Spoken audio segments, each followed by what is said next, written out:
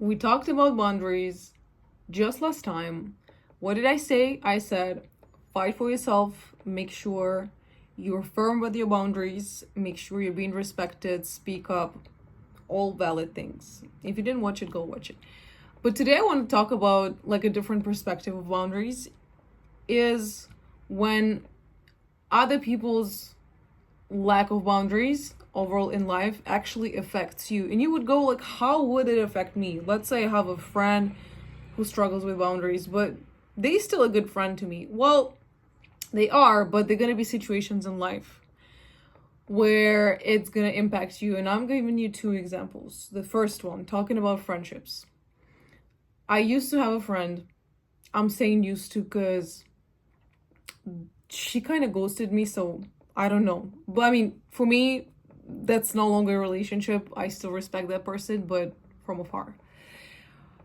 She always struggled with boundaries. I could see it because we were close enough, so I would observe her other relationships with romantic relationships and other friendships. And I could clearly, very clearly see that a lot of her friends or just some people around her were disrespecting her. It doesn't mean that it was huge disrespect, right? But we also not aiming for that.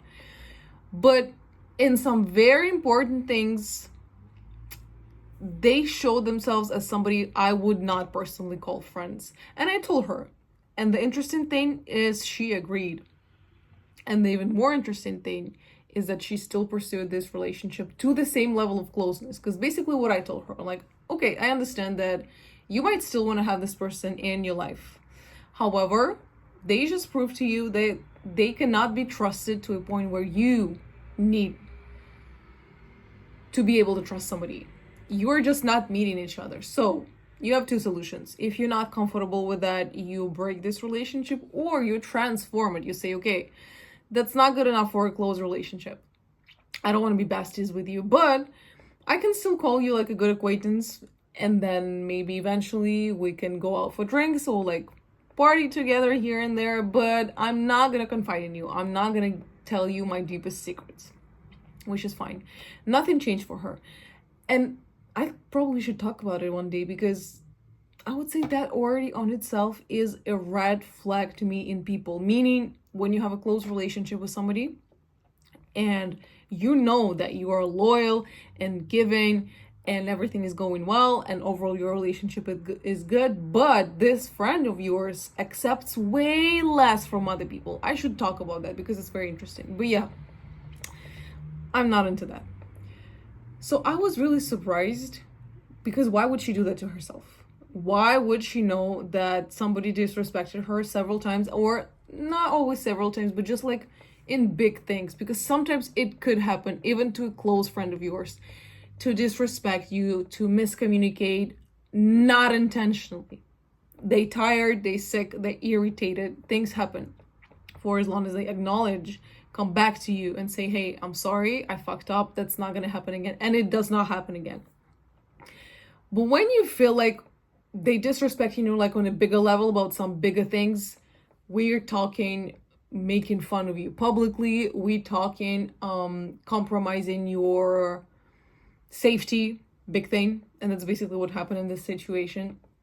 I'm like, no, this cannot be forgiven because those are the like very basic things.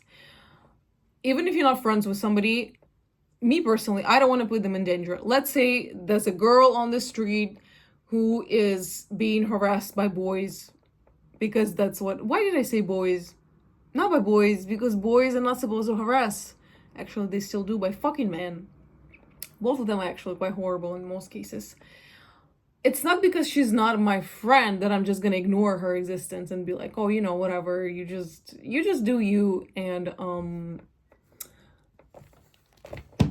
you know, my friend. No, I still want to protect her because safety and being able to protect everybody, at least like on the very basic level, is important to me. So I don't see why that would change because we're not close enough. Same here. And well, guess what happened? And guess why me and her are not friends anymore? I don't know. Because as I said, when somebody doesn't have firm boundaries and they don't like conflict, they escape conflict, they're gonna do the same thing to you. And that's exactly what happened. She ghosted me, so I assume I said something or did something that I probably said something that made her feel uncomfortable. I still to this day don't know. I mean, I have my guesses, and if my guesses are right, I'm happy not to have her in my life. If my guesses are wrong, I'm never gonna know because we just never talked about it. And that's why I'm like, when you escape conflict, when you don't like boundaries, if you see someone, if you observe them struggling with it with other people, chances are it's also going to be with you. And it's okay to struggle with something for as long as you trying. You see somebody actively trying, like, yeah, boundaries are hard for me, but I'm doing my absolute best. And this time, like today, I actually said no to my colleague and I feel so much better. Thumbs up, good for you. But when you see somebody talk a lot about boundaries but actually not do shit about it because I can, like, it's so scary, nah, just not a good thing. Really not a good thing. And example number 2, now that I started talking about colleagues, something also recently happened that I want to share because it just really matches the topic. At the job that I currently have, which is a good job, I don't complain. Definitely not the job of my dreams, but in the current 2025 market, are we even looking for a job of our dreams? I'm not there yet. I just want something. Okay. I have a great manager. She's a girl. I love her because it's just really easy to work together. The way we communicate, the way we work together, the way I'm capable to ask of her help if I need it, and she does the same with me. That's exactly the type of relationship I want. And she easily offers help too because she knows that I work a lot. I have a lot of responsibilities also for salary that is very low. But as I said, 2025 market, we just do whatever. So I really appreciate her. And like, even on a human level, it is somebody I could be friends with. I don't know if we would be like besties or just somehow friends, but I really appreciate her because you could just see how kind she is, how thoughtful she is, and those are some of the things that I really appreciate in people. The problem with people who are too kind in the professional field is that they're going to be taken advantage of. And I did notice it. I didn't say anything because, at the end of the day, it's none of my business for as long as it did not affect me. And now it is. Not going to go into details because, once again, I respect her. And even good people can lack boundaries. But in this case, it affected me and my team because basically what happened? I came back from holidays a while ago. It was on a Sunday, and then on a Monday, I had bad news. They told me that one of the other girls from the team is actually leaving, and sooner than expected, so just in a couple of weeks. And now I'm gonna be replacing her. So on top of everything that I'm already doing, I'm gonna be doing her job. Something that I can actually say no to. But it's a temporary position, and it's definitely not my focus or priority. And once again, I respect my team, I appreciate my manager, so I can take on some responsibilities. But the thing is, even the girl who's leaving told me herself, hey, when they told me that they're not hiring nobody new, I told them myself, this is not okay. That's not how it's supposed to be. Because guys, I work a lot. And if you assume that somebody else who already is doing a different job is going to be able to complete all the tasks that I do daily, it is just impossible. Problem is, my manager is so nice. So she is basically the head of all of us. She is so nice that she just probably immediately accepted this news and she didn't do anything about it. What I would have done is I would have said to the higher manager, I said, hey, I see that maybe you're running short on budget for that moment, even though it's a complete lie, because I just learned that they're going to be hiring somebody new for sales. What's the point of hiring new people for sales if the operational team is not doing good? I'm not gonna, I don't know. Let's say, yeah, I see that you're struggling in the budget, but I'm giving you a month to top where me and other members of my team, after I talk to them, are hopefully going to be okay to take on some responsibilities. And past that time, we need a new team member. She didn't do that.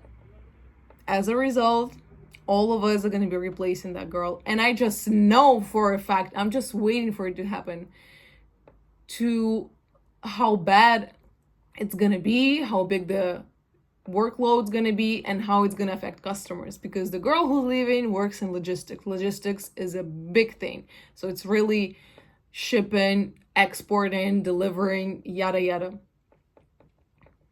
How can you expect the sales team to make more, to create like more income generated, and the operational team not going to be able to handle it? Customers are going to say, hey, I gave him my money and now the delivery is late, or it was not honored or something. Listen,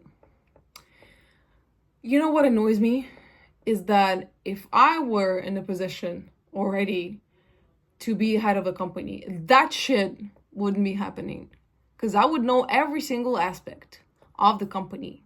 And the boy who manages the company, I don't know his life situation exactly. I don't know if he comes from a rich family or not really. But he never had a regular job. He was never an employee. He started his company straight away. Well, I can see. And I can see that you're not making an effort. And I should be where you are. In fact, no, because my company would be running better. But yeah, that's just like such a good example of when somebody's boundaries actually affect you. And I haven't talked to her yet. And as I said, it's a temporary position for me. So I'm not going to complain too much. I'm not going to overwork. I'm not going to do extra hours. I'm just going to do the exact amount of work that I'm doing now. Maybe a couple of tasks on top. That's pretty much it. But I still will have a quick conversation with her, so just she understands that the workload is going to be too important, and I can't do that. But work on your boundaries. For the love of God, start working on them today. I don't want to hear, oh, it is so hard. It is so hard. You really think it's the hardest thing in life? Come on. Like, okay, yeah, it is not easy. If you okay with being used for the rest of your life and being taken advantage of, you go do that.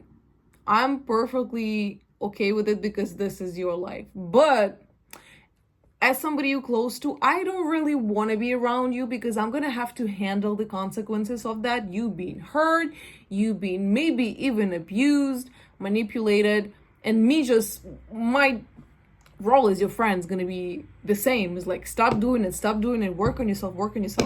I need people around me who are capable of working on themselves, however hard it is. Some shit is really hard and it takes a lot of time.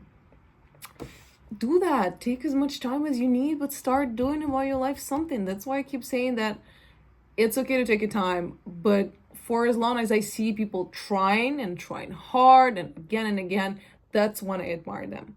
So if you know that you struggle a little bit with your boundaries, maybe with your best friend, maybe with your boyfriend, fuck him, by the way, or your mom, honestly start doing it now. Maybe write it down. Say, hey, what do I struggle with? Maybe try to think of scenarios of how do I bring it, or how do I start my conversation so you feel more comfortable. And as I always say, practice with your most trusted relationships. Maybe your best friend could help you practice it. Maybe use a mirror so you would feel better. But absolutely do that, because otherwise I don't want to have you around me. Okay, bye.